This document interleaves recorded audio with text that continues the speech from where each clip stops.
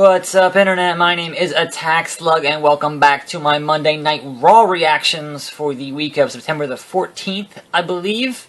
I'm going to change this up a little bit, try to actually have matches that happen on Raw, look man, no hands, and, just be able to talk over it hopefully a bit quicker than I usually do, and keep this stuff to be, a more concise reactions video. So, the show opened with the Authority cutting a promo, because of course it did. That happens like every freaking week. But the highlight of that was the New Day coming out and dancing with both Steph and Trips. And that really, you're transforming Triple H really into Vince McMahon as much as possible, because he kind of did like the old man Vince dance, and that was really funny. But that went into Primetime Players versus the New Day in a tag team title match, because guess what? This is the season premiere of Monday Night Raw, which is always an incredibly stupid concept, considering Raw takes no vacation time. Raw is on every single Monday night for 3 hours, so yeah. That means last week was the season finale, which, made no sense, but they're going up against football. I get it, I understand why you brand it like that, but having it as a season as such makes no sense, because there's no off-season. So, anyway, the New Day are still incredibly entertaining and won this match, retained their belts, so they're going to fight the Dudleys at Night of Champions, which is this Sunday. That moves us on to a Divas match, which was Paige versus Sasha Banks. Finally, more Sasha Banks on Raw, thank God. Match was not particularly long or, any of that stuff, but Sasha wins, as she should. And hopefully we'll, get some actual, one-on-one Divas feuds going on here, but there was, a post-match beatdown, whatever else. That moves us on to potentially the worst segment of the night, which was the Miz TV with, the Wyatt family, and they got interrupted by Dean Ambrose and Roman Reigns, and they stood in the middle of the ring and talked at each other. And then the lights went out at the end of that segment, and they didn't fight. So what entirely was, you could have accomplished that a number of other ways, having them in the ring face-to-face, not throwing hands. What was the point of that? I don't actually understand. But that was how they wanted to handle that segment. They could have done so many other things, and to have Miz building it up as, it's this big Miz TV thing, I got big guests. I'm like, no, it's just the Wyatts, and it's just Ambrose and Reigns. And the most interesting thing of that whole feud is that, we don't know who the third man is. Now, obviously, the third man is not Hogan. We know that much. But hey, it could be Daniel Bryan. It probably won't be Daniel Bryan. But, it could be any number of guys you could put in that position, and it could be interesting. It could be The Rock. It could be, they want to play up the whole family thing. It could be The Rock. You want to play up family being from Samoa.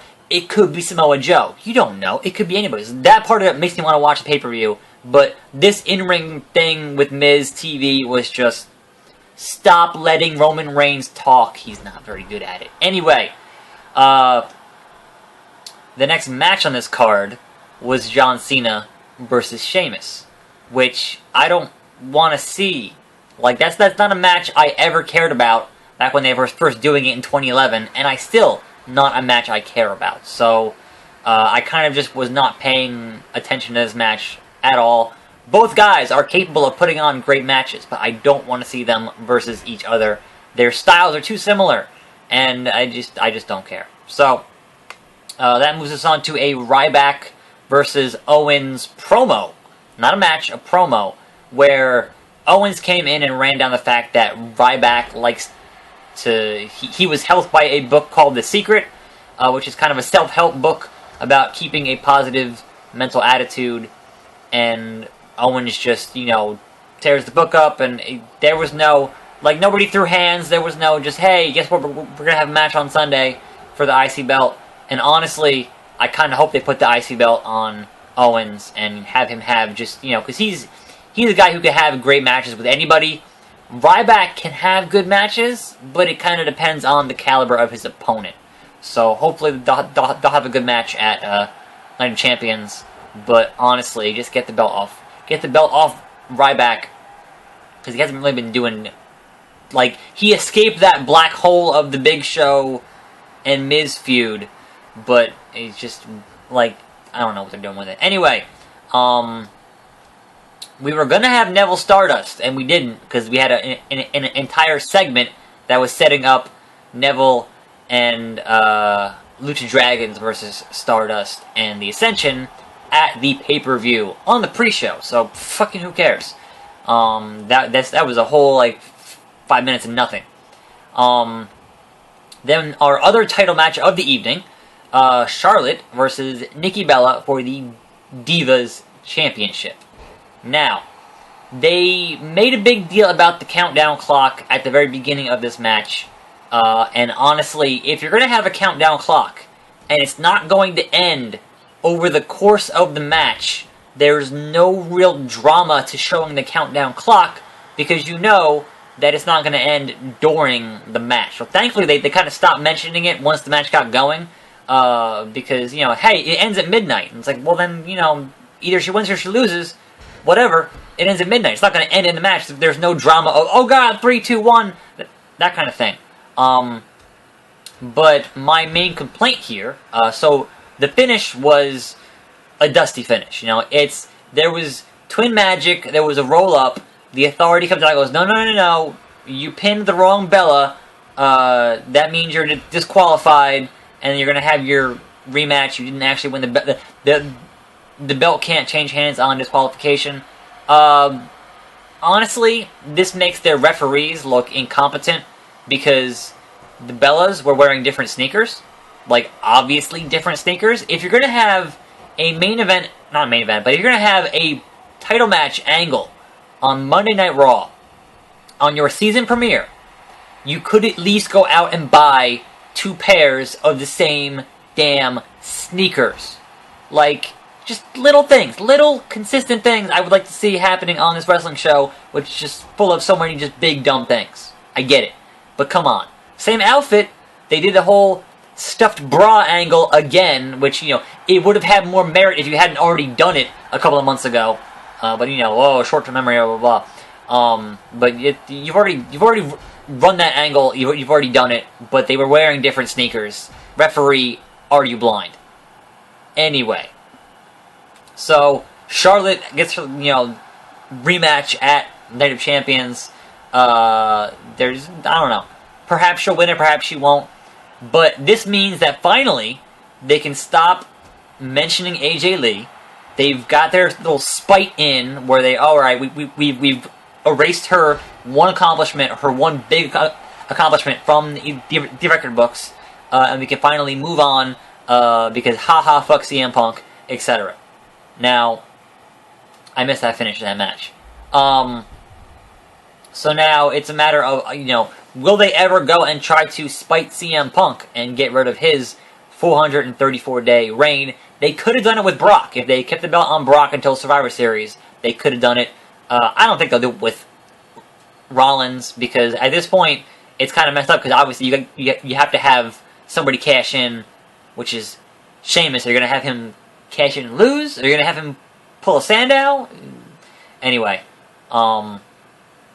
so that moves us on to Cesaro and Rusev had a match, which could have been, hey, same thing happened on Raw. Cesaro and Rusev had a match which could have been great, but it was interrupted by the whole Dolph Ziggler Rusev stuff, which I don't know how this makes Rusev, like, how does this whole thing not make Cena? How does this whole thing not make Ziggler look like a complete asshole? Like, how is he not a heel here? If someone can explain to me why Dolph Ziggler is supposed to be the face in this situation, Rusev is done with Lana. He's got Summer Rae. He's done with Lana. And so, theoretically, he should be done with Dolph Ziggler, but Ziggler keeps coming out and antagonizing. Now, granted, there was that weird stuff with Summer Rae sneaking into Ziggler's locker room, but we assume she was doing it for nefarious reasons, to fuck with Lana. That's fine. But Rusev should be, at this point, absolved of the situation with Ziggler, and yet Ziggler keeps messing with him, and obviously they're going to fight at pay-per-view, and unfortunately we could not build to that mixed tag match because Lana got hurt training, etc., etc. So, that's a shame. Certainly, this match, Cesaro and Rusev, you know, was fine for what it was, but it got interrupted by some bullshit. Another distraction finish, which obviously was my big issue last week. Too many distraction finishes. It's cheapening the whole thing. Anyway, on to the main event. The main event of your season premiere in 2015 featured The Big Show. Let that sink in for a minute. So, it was Sting versus The Big Show, and they pinned out, they were big rivals in WCW, and yeah, sure, whatever.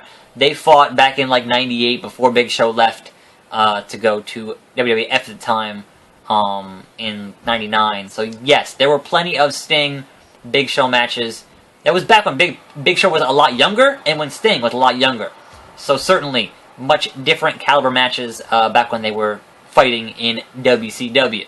Now, these guys are obviously a lot older, and this was supposed to be your main event. However, it did not go on very long because in comes Seth Rollins to interrupt and get a disqualification, therefore making Sting 1-1, because obviously he lost at Mania. That makes him 1-1 off that DQ, and of course that brings down Cena to save him.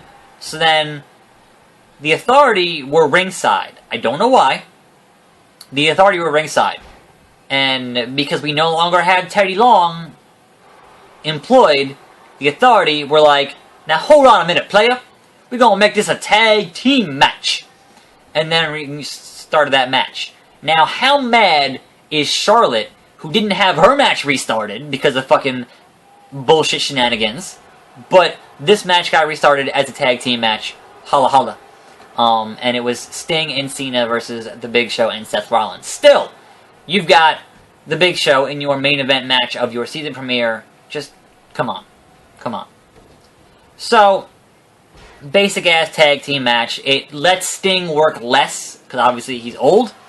And, you know, it saves him more for his main event match with Rollins for the World Heavyweight title at Night of Champions. And, of course, the faces win that match. And that makes Sting now 2-1 going into Night of Champions. And, obviously, I will have many more thoughts on these feuds and who I think is going to win on my Night of Champions prediction video, which should be up on Friday evening, is the plan. So look forward to that this Friday evening, hopefully. I will have up my Night of Champions predictions video. But yeah, that was kind of raw. For a season premiere, you know, certainly a bit lackluster. There were no kind of, you know, hey, here's this brand new thing going on. I was kind of, yeah, it's just kind of the same things that's been going on as we make our way towards Night of Champions this Sunday night. And honestly, the biggest thing that I'm looking forward to in that entire pay-per-view is who is the third man in that six-man tag match. But that's going to do it. I'm a tax slug. This has been my Raw reactions for September the 14th, 2015. And hopefully this video is a little bit shorter. And I'll see you next time, right here on this channel. Rusev wins the match, and I am out.